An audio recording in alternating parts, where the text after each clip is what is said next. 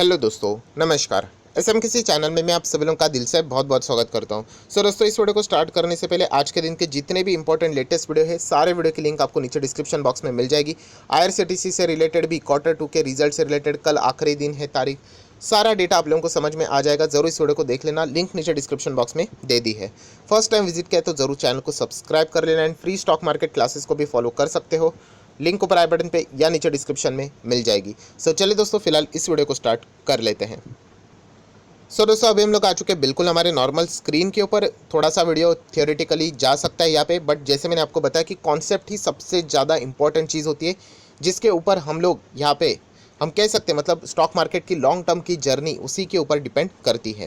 दोस्तों, आप सभी लोगों को पता है कि मार्केट में बहुत सारी खबरें चलती रहती है।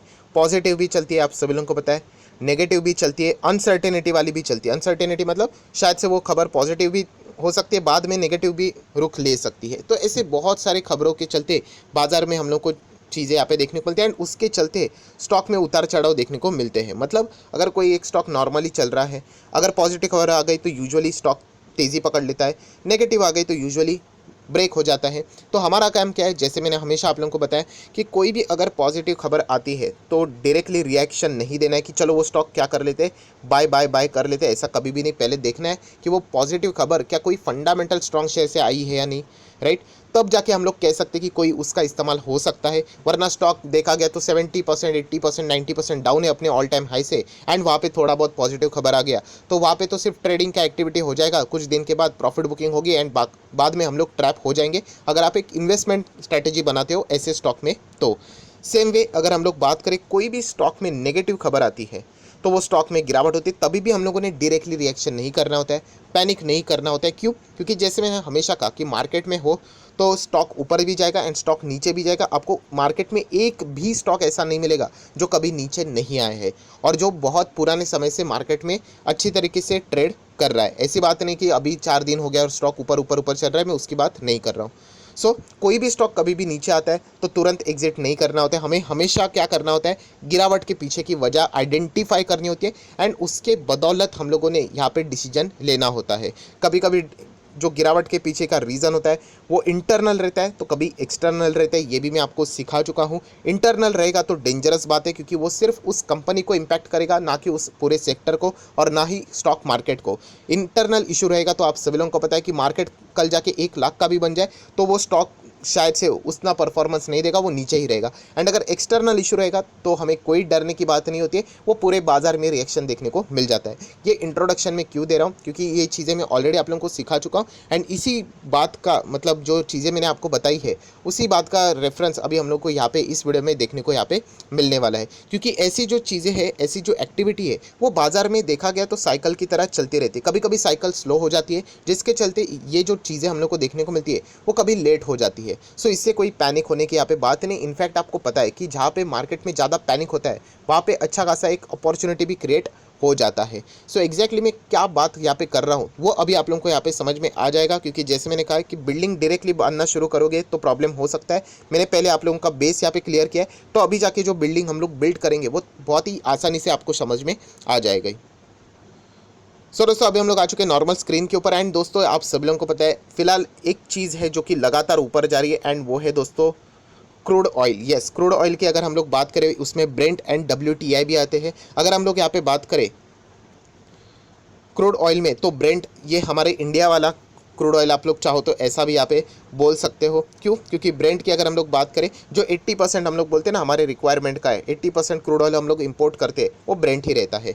जो हम लोगों ने बीच में सुना था एक क्रूड ऑयल माइनस में चला गया था, वो ब्रेंट नहीं था, वो था अमेरिका का क्रूड ऑयल, आप चाहो तो ऐसा भी बोल सकते हो, जो है WTI। यस, यहाँ पे मैं क्रूड ऑयल को क्यों कवर कर रहा हूँ, आप सभी लोग पता है क्रूड ऑयल लगातार महंगा हो रहा है। अभी फिलहाल $85 तक ये जा चुका है प्रति बैरल। इसको अगर आप लोग करंट डॉलर रेट से अगर मल्टीप्लाई करोगे तो आपको इंडियन रुपये में भी मिलेगा। यहाँ पे प्रेशर क्या है? दोस्तों यहाँ पे प्रेशर अगर हम लोग यहाँ पे बात करें क्रूड ऑयल से रिलेटेड तो यहाँ पे प्रेशर है सर, यहाँ पे पहले क्रूड ऑयल बहुत नीचे था, 50-60 था, अभी 80 तक आ चुका है। तो ये तो एक बहुत ही कमाल का रॉ मटेरियल है, तो बाकी कंपनीज के एक्सपेंसेस बढ़ जाएंगे, बिल्कुल सही है। ये अगर ऐसा ही बढ़ता रहा तो प्रॉब्लम हो जाएंगे। तो दोस्तों ऐसी बात डायरेक्टली देखा गया तो ऑब्वियसली ये है तो सही, बट इससे डरने की बात नहीं। क्यों? क्योंकि जैसे मैंने आप लोगों को ऑलरेडी बता चुका हूँ कि ये एक्सटर्नल इशू है। एक्सटर्नल मतलब क्रूड ऑयल अगर आपको भी लगता है तो वो मुझे भी लगेगा, अगर आप भी खरीद रहे हो तो मुझे भी खरीदना पड़ेगा, हमारे कॉम्पिटिटर को भी खरीदना पड़ेगा। सो दोस्तों एक बात समझ लेना, एक्सपेंसेस सबके यहाँ पे बढ़ने वाले हैं। एंड एक इंपॉर्टेंट चीज़, अगर आप लोग क्रूड ऑयल का चार्ट पैटर्न देखते हो 85, क्या ये 85 फर्स्ट टाइम पहुंचा है? ऐसा बिल्कुल भी नहीं। अगर मैं इसको ये देखिए यहाँ पे अगर मैं इसका मैक्सिमम चार्ट पैटर्न ओपन करता हूँ तो आप लोग देख सकते हैं क्रूड ऑयल में, ब्रेंट की बात करो, मैं WTI की और भी आऊँगा। ये देखिए तो क्रूड ऑयल एक ज़माने में दोस्तों यहाँ पे था, यहाँ पे मतलब अगर मैं बात करूँ तो 125 रुपये के भी ऊपर था। चलो मैं एक बार चेक कर लेता हूँ एग्जैक्टली इस लेवल कौन सा था। ये देखिए 137 138 तक ये क्रूड ऑयल चल रहा था। देन आप देख सकते हैं यहाँ तक लोअर लेवल तक भी वो आ चुका था, जैसे कि आप देख सकते हैं लगभग 40 तक। देन अगर हम लोग बात करें वापस रिकवरी करके 125 तक गया था। देन वापस गिरकर लगभग यहाँ पे 30 तक आया था। देन वापस रिकवरी करके 75। देन बीच में ज़बरदस्त क्रैश अभी मार्केट हुआ था, तभी वापस नीचे आया था एंड वापस अभी 75 एंड 85 पे आ रहा है। सो बताने का मकसद क्या है दोस्तों, ये जो चीज़ें हैं ना वो ऑलवेज चलती रहती है। ऑलवेज मतलब ऑलवेज, पहले भी चलती थी, आज चल रही, फ्यूचर में भी चल रही है, राइट। तो इससे कभी डरना नहीं होता कि सीधा इंडस्ट्री खत्म हो जाएगी, राइट। खास करके ये मैं बात कर रहा हूँ केमिकल सेक्टर के लिए। आप सब लोगों को पता है केमिकल इंडस्ट्री में क्रूड ऑयल सबसे बड़ा रॉ मटेरियल है। एंड ऑब्वियसली जो चीज़ पहले $40 में मिलती थी, एक बैरल की बात करें 50 पे मिलती थी, अभी जाके 80 पे करना पड़ रहा है, राइट। तो इसके चलते एक्सपेंसेस जो बढ़ने वाले हैं वो कंपनी के नंबर्स ज़रूर ख़राब कर सकते हैं, बट वो सिर्फ उस एक इंडिविजुअल कंपनी के नंबर ख़राब नहीं करेंगे, वो पूरे के पूरे इंडस्ट्री के नंबर्स, उस सेक्टर के नंबर्स ख़राब करेंगे। तो इससे डरने की बात नहीं। जैसे मैंने आप लोगों को बताया ना कि अगर आपकी केमिकल की कंपनी है, ए कंपनी, राइट, एंड अगर आपका जो खर्चा है वो अभी क्रूड ऑयल की वजह से डबल हो चुका है, राइट, तो आपका जो कॉम्पिटिटर है बी है, सी है, जेड है, तो उनके भी सेम हालत यहाँ पे होने वाली है, राइट। क्योंकि वो तो ऐसा नहीं करेंगे कि क्रूड ऑयल से रिलेटेड मतलब जो खर्चा रहेगा यहाँ पे, राइट, वो तो उनको भी पे करना पड़ेगा। एंड इससे डील करने के लिए उनको अपना जो फाइनल जो फिनिश गुड रहता है वो उनको क्या करना पड़ेगा, उसके दाम बढ़ाने पड़ते हैं, मार्जिन्स उनको इंप्रूव करने पड़ते हैं। तो उसके लिए उनको वो दाम बढ़ाने पड़ेंगे, तो ये बढ़ाएंगे तो ये भी बढ़ाएंगे, ये उनको भी बढ़ाना पड़ेगा और इनको भी दाम बढ़ाना पड़ेगा, वरना ऑप्शन ही नहीं, कंपनी घाटे में चली जाएगी। तो इन चीज़ों से डरना नहीं होता है। तो यहाँ पे प्रॉफिट बुकिंग क्यों आ रही है केमिकल सेक्टर में? तो दोस्तों रीज़न ये है कि केमिकल सेक्टर इतना तेज़ हो चुका था, इतना तेज़ हो चुका था, आप देख सकते हो एक एक साल में कुछ केमिकल कंपनियां 1000-3000% के रिटर्न दे चुकी हैं एंड फंडामेंटली स्ट्रांग भी है। ऐसा नहीं कि बस तुक्के लग गए करके, नहीं, उन कंपनीज के नंबर भी कमाल के। मैं एक दो एग्जांपल भी आपको दिखा दूंगा, राइट। वो कोई मेरा रिकमेंडेशन नहीं, बट बताने का मकसद क्या है, ये जो चीज़ें देखने को मिलती है उससे डरने की बात नहीं। अभी 85 चल रहा है, ये देखिए, इसके पहले भी ये यहाँ पे था, यहाँ पे था, वापस नीचे आता है, वापस ऊपर आता है। तो याद रखिए ये चीज़ें बिल्कुल कॉमन है। ये तो मैंने ब्रेंट की बात कर ली, चलो आपको WTI भी दिखा देता हूँ। यहाँ पे मैं नीचे आता हूँ, मैक्सिमम चार्ट पैटर्न ओपन कर लेते, ऑलमोस्ट आपको सेम ही चार्ट पैटर्न देखने को मिलेगा। ये देखिए 125 के ऊपर ट्रेड यहाँ पे करता था, बाद में वापस नीचे, देन 100 के करीब, देन नीचे बीच में। तो जैसे मैंने आपको कहा था कि माइनस के भी मतलब जीरो के भी नीचे माइनस में भी चला गया था कुछ टाइम के लिए। सो ये चीज़ें चलती रहती है दोस्तों, ये क्रूड ऑयल से रिलेटेड ये जो बातें हैं।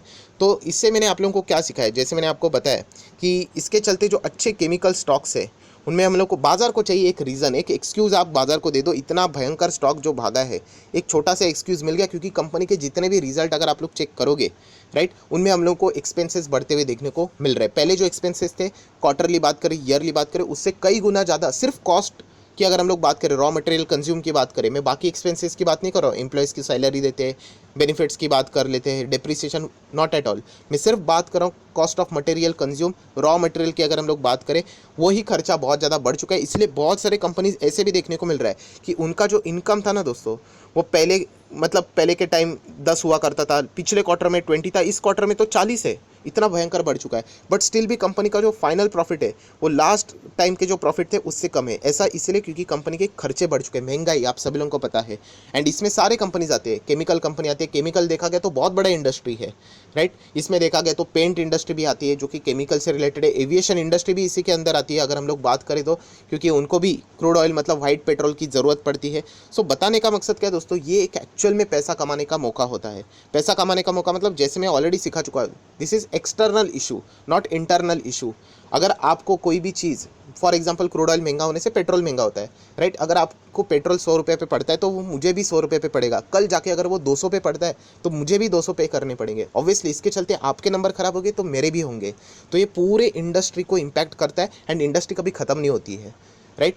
इंडस्ट्री के जो बड़े प्लेयर्स होते हैं दोस्तों, वो ये चीज़ों को मैनेज करना जानते हैं। सो यही हमारा थोड़ा सा नेक्स्ट यहाँ पे टॉपिक है जिसको मैं कंटिन्यू करना चाहूँगा कि अब हमारा काम क्या है, जो मैं बार बार कहता हूँ कि क्यों सेक्टर के लीडर्स को हम लोगों ने चुनना चाहिए। दोस्तों याद रखिए, सेक्टर के लीडर्स को पता होता है, ये चीज़ें वेल एक्सपीरियंस होते हैं, उनको ये पता है कि कैसे हैंडल करना है, उनको पता है उनका कॉम्पिटिटर क्या चार्ज करेगा, हमें क्या चार्ज करना है, राइट। एंड यूजुअली देखे गए जो छोटे प्लेयर्स होते हैं ना, वो सेक्टर के लीडर्स को ही देख के अपने रणनीति ड्रॉ करते हैं, राइट।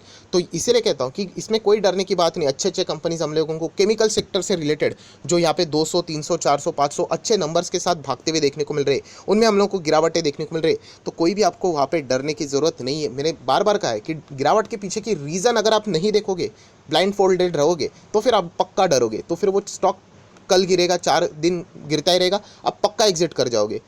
बट अगर आपको पता है कि वो क्यों गिर रहा है, तो आपको कोई फ़र्क नहीं पड़ेगा। जैसे 2020 में क्यों आधा बाजार खाली हो गया, क्योंकि उनको फ़र्क ही नहीं पड़ रहा था कि बाजार क्यों गिर रहा है। वो पूरा एक साथ बाजार जब गिरता है, उस के जैसा बेस्ट गोल्डन अपॉर्चुनिटी नहीं रहता है। वैसे ही जब पूरा सेक्टर भी गिरता है, तब उसके जैसा बेस्ट गोल्डन अपॉर्चुनिटी नहीं रहता है। सो अभी का गोल्डन अपॉर्चुनिटी की अगर हम लोग बात करें, केमिकल सेक्टर ऑब्वियसली बहुत ज़्यादा चल चुका है। एंड मैं ये नहीं कह रहा हूँ कि एक हम महीने में पैसा कमाना है, नॉट एट ऑल। मैं लॉन्ग टर्म की ही बात कर रहा हूँ। जो अच्छे केमिकल सेक्टर के स्टॉक आपको लगते हैं, कितने सारे स्टॉक्स दोस्तों 20%, 25%, 30% ईजिली करेक्ट हो चुके हैं, क्योंकि वो ऑलरेडी कमाल की तरह, तूफान रफ्तार की तरफ वो भाग चुके थे। सो रीज़न मिल गया, तो प्रॉफिट बुकिंग देखने को मिल रहे हैं। बहुत सारे कंपनी के रिजल्ट सामने आ रहे हैं, जहाँ पे देखा जा रहा है कि कंपनी की इनकम तो सॉलिड हो रही है, बट कॉस्ट इतना बढ़ चुका है, महंगाई इतनी बढ़ चुकी है, क्रूड ऑयल इतना बढ़ चुका है, रॉ मटेरियल इसके कारण बढ़ चुका है, तो प्रॉफिट में दबाव देखने को मिल रहा है। सो प्रॉफिट आपका भी दबेगा, तो उसके कॉम्पिटिटर का भी दबेगा, तो कोई भी टेंशन वहाँ पे आप लोगों ने नहीं लेना है। सो ये जो थियरी है वो अगर आपको समझ में आ गई, तो आपको डरने की कोई भी ज़रूरत नहीं है। जैसे मैंने कहा कि पैसा कमाना मतलब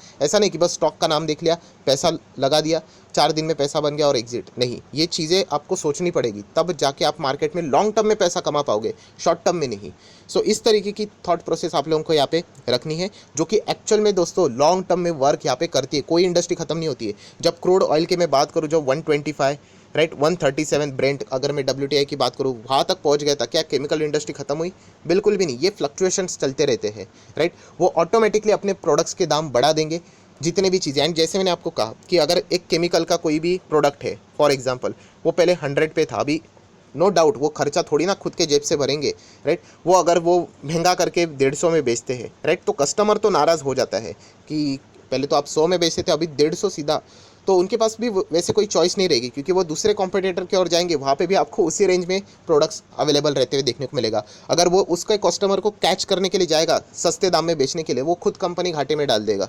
तो इसीलिए दोस्तों हमेशा सेक्टर के लीडर में रह लेना, ये उसका सबसे बड़ा एडवांटेज यहाँ पे रहता है, जो कि इन्फ्लेशन में भी हम लोगों को देखने को मिलता है। सो दोस्तों अभी आप लोग सिर्फ एग्जाम्पल के लिए मैंने एक केमिकल सेक्टर, दिग्गज chemical, one of my favourite stock chemical sector का यहाँ पे मैंने चार्ट पैटर्न ओपन किया है। बहुत बार मैं वीडियो बना चुका हूँ, राइट। इसमें हम लोग को स्प्लिट भी भर भर के मिल चुका है, बोनस भी मिल चुका है, तो कोई इसमें चिंता की बात नहीं। तो अभी अगर आप लोग 5 दिन का देखोगे हालत, या फिर अगर मैं 1 महीने का चार्ट पैटर्न दिखा दूँ, यस, यहाँ पे आप देख सकते हैं टॉप लेवल से यहाँ तक अगर मैं बात करूँ, स्टॉक आज भी देखा गया तो 20% नीचे है, राइट। तो 20% नीचे क्यों है? क्योंकि केमिकल सेक्टर के नंबर सामने आ गए कुछ कंपनीज के, वहाँ पे देखा गया कि क्रूड ऑयल का इम्पैक्ट कैसे उनके एक्सपेंसेस की ओर देखने को मिल रहा है। तो मिल गया कोई तो रीज़न, कारण मिल गया, तो हो गया प्रॉफिट बुकिंग। वरना अगर देखा गया तो 6 मंथ में भी 16% की रिटर्न है। 1 साल की बात करें तो 227% की रिटर्न है। 5 साल में तो कहानी अलग है। आप देख सकते हैं 5 साल में तो 2500% से भी ज़्यादा की रिटर्न है। अगर मैं मैक्सिमम चार्ट पैटर्न इसका ओपन कर दूँ तो कितना है? 18,000% की रिटर्न। ये मैक्सिमम क्यों ओपन किया है? इसीलिए क्योंकि इसी मैक्सिमम चार्ट पैटर्न में क्रूड ऑयल कभी 125, कभी 120, कभी 137, कभी 40, कभी 50, कभी 80 पे हम लोग को देखने को मिला था। किधर कंपनी खत्म हुई? बिल्कुल भी नहीं, कंपनी आज भी टॉप लेवल पे है। सो थोड़ा सा 19-20 होता रहता है, बट इन कंपनीज को पता होता है कि वो इन चीज़ों को कैसे हैंडल करना है। इसीलिए केमिकल इंडस्ट्रीज़ के स्टॉक्स अगर आपके पास है अच्छे वाले, तो उनमें ज़रूर बने रहना। टॉप नॉच कंपनीज़ की मैं बात कर रहा हूँ, मैं बहुत सारे वीडियोज़ बना चुका हूँ केमिकल वाले स्टॉक्स, तो उसमें कोई भी डरने की बात नहीं है। सो ये थियरी आपको समझ में आ गई तो आप लोग बहुत ही अच्छी तरीके से पैसा यहाँ पे छाप सकते हो। एंड ऐसा मौका बहुत कम समय में हम लोग को, मतलब बहुत ही ज़्यादा, मतलब हम कह सकते हैं ऐसा लिमिटेड मौका ऐसा यहाँ पे मिलता रहता है, राइट। तो कोई टेंशन की बात नहीं, इतना ही बस यहाँ पे बताना चाह रहा था। सो आशा करता हूँ आप लोगों को थियोरी मेन समझ में आ गई। जैसे मैंने कहा कि ये थियोरी वाला वीडियो थोड़ा ज़्यादा रहेगा, बट आपका कंसेप्ट क्लियर करेगा कि केमिकल सेक्टर में आपको बिल्कुल भी डरने की जरूरत यहाँ पे नहीं है। सो अगर वीडियो अच्छा लगे तो लाइक एंड शेयर भी कर देना। So that's it, thank you very much दोस्तों, we will be meeting our next video. तब तक के लिए बाय बाय।